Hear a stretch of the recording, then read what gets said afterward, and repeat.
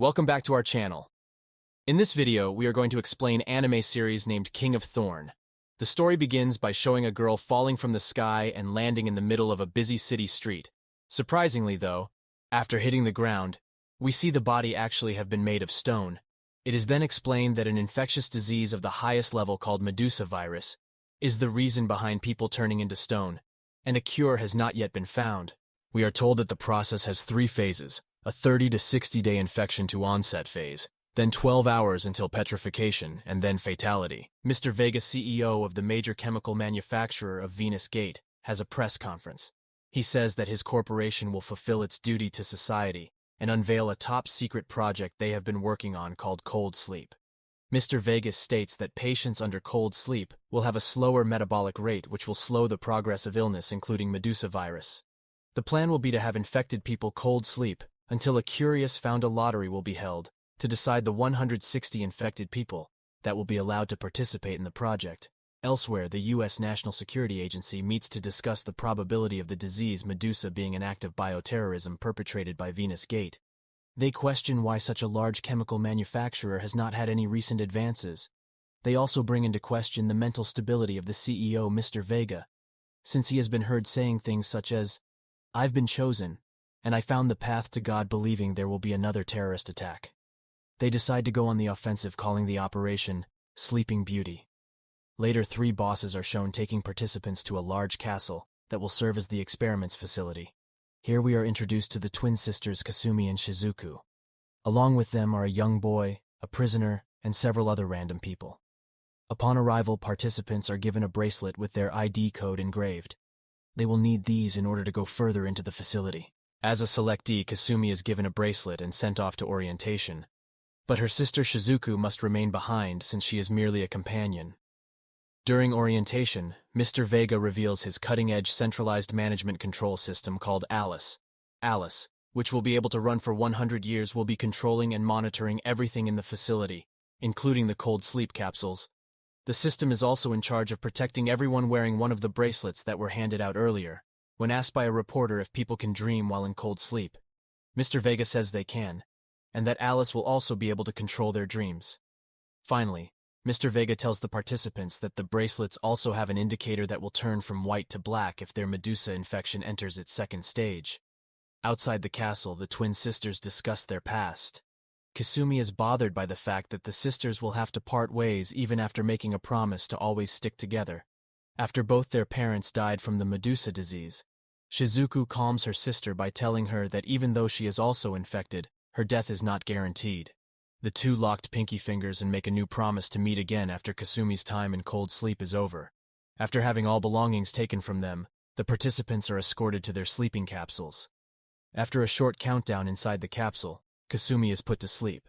Next we see that Kasumi has awakened. Her capsule has been open, revealing that the room has been overrun by vines.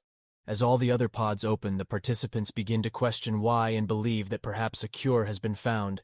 Kasumi falls from recaps.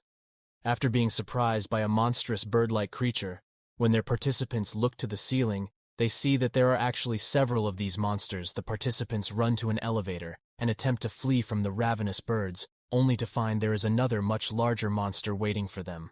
The last remaining participants manage to fight off the monsters, but have lost many members. The last 7 survived drivers manage to find a safe room where they can gather their thoughts. They questioned why Alice has done nothing to protect them, and believe that the world has ended. One of the participants reminds everyone that monsters are not their only concern, as they are all still infected, and it will only be a matter of time before the Medusa virus takes their lives. After a heated discussion, the group decides that it is not smart to stay put, and best to move up and out of the castle. As the group makes their way through the castle, they are met with a new foe. A large lizard-like monster sneaks up on one of the participants, lifting him off the ground and biting his head off. The boy in the group recognizes the monster from one of his games, and reveals that it cannot see but relies on its hearing to detect its surroundings. The group jumps into flowing water in order to escape the monster but lose sight of Kasumi. Kasumi is shown to be having a vision when she is awakened by her sister's voice telling her to live. The prisoner then pulls her out of the water to safety.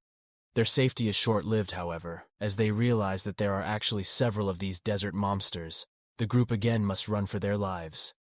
After a short chase, Kasumi manages to distract the monsters using loud noises, and the others use their guns to kill them.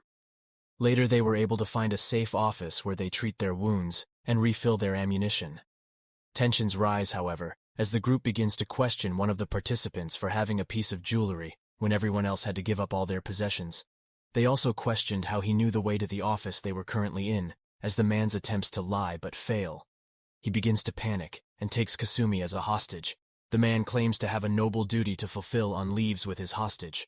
As the group attempts to follow Kasumi in her capture, they encounter another horde of lizard, and they manage to kill the monsters, but are separated in the process. In a flashback, we are showing the twin sisters that are younger age. We are shown that Shizuku was recovering from a leg injury that would leave a permanent scar. The flashback also shows the traumatic moment when they discovered that they both have contracted the same disease that killed their parents. After waking from her dream, Kasumi wanders through a room when she begins to hear a discussion in the distance. She approaches and learns that the man was only pretending to be a participant, and is actually a developer at the facility. His goal had been to expose the truth behind the Venus Gate Corporation. As the two discuss the consequences of his actions, they are attacked by Lizard Monster, and the developer is killed, and just then the prisoner shows up and is able to fend off the desert, allowing them to escape the room. However, this only leads to another chase, with it ending at a dead end. Just as the pair are about to meet their demise, they are saved by the other half of their group. The group finds themselves in yet another room with no way out. In here, the prisoner reveals that he is actually a lieutenant with a mission of finding proof that Medusa was an act of bioterrorism perpetrated by the Venus Gate Corporation.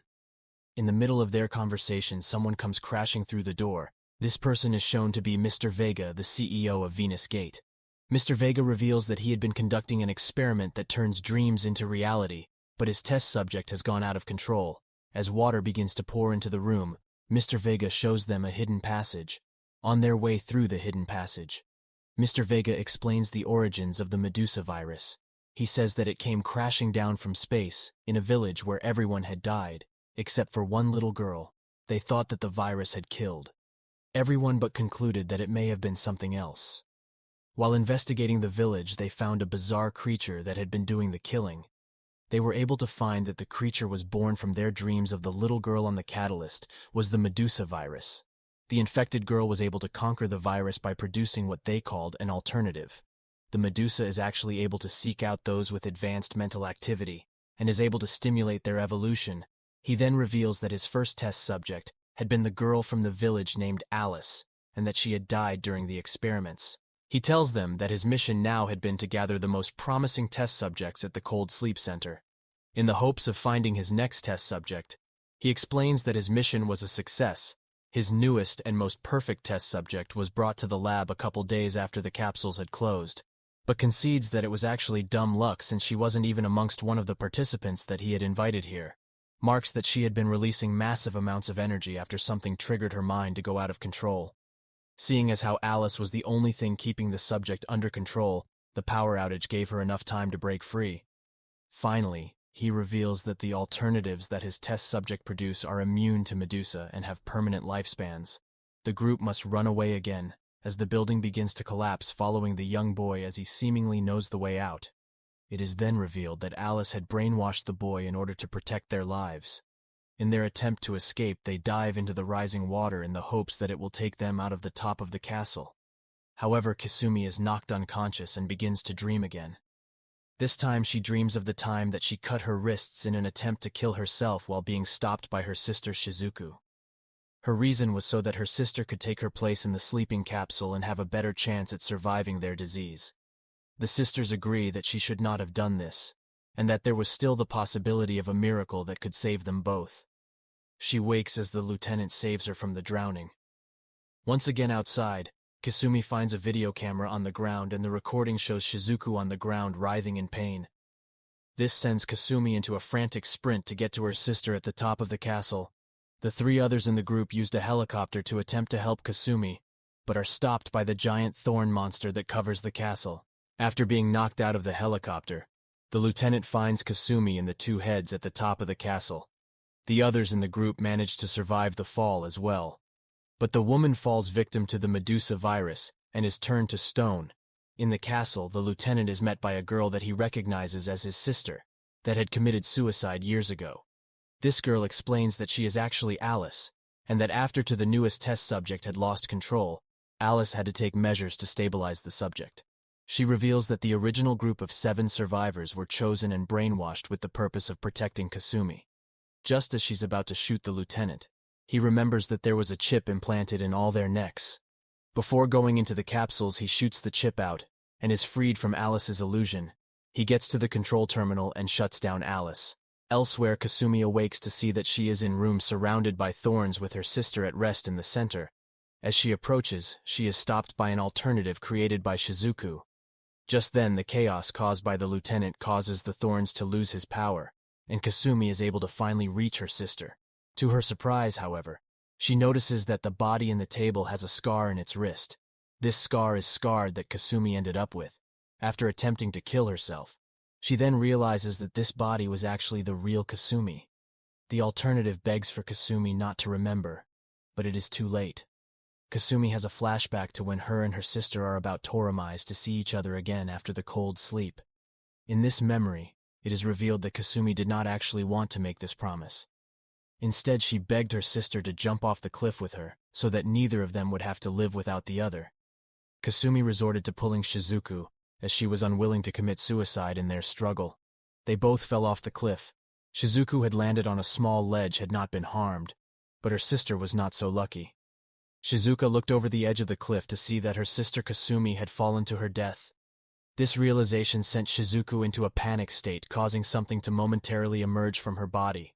We are then shown that after Shizuku became the test subject and went rampant, she created an alternative in the form of her dead sister. This alternative was the Kasumi that we had been following throughout the film. Shizuku, who is now a big face on the ceiling, says that she only wanted to give her sister another life where she didn't realize anything was different.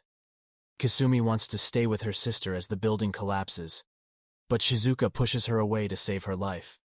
The lieutenant and Kasumi pair up again and escape the collapse and castle together outside the two. Discuss whether or not they are still in their dreams or perhaps the dreams of another. They agree that regardless, they must endure their hardships. The lieutenant then succumbs to all his wounds and dies. The boy from the group finds Kasumi, and the two venture off back to civilization. Thank you for joining us on this recap journey of King of Thorn. If you found this recap entertaining, don't forget to like, share, and subscribe to our channel for more exciting content.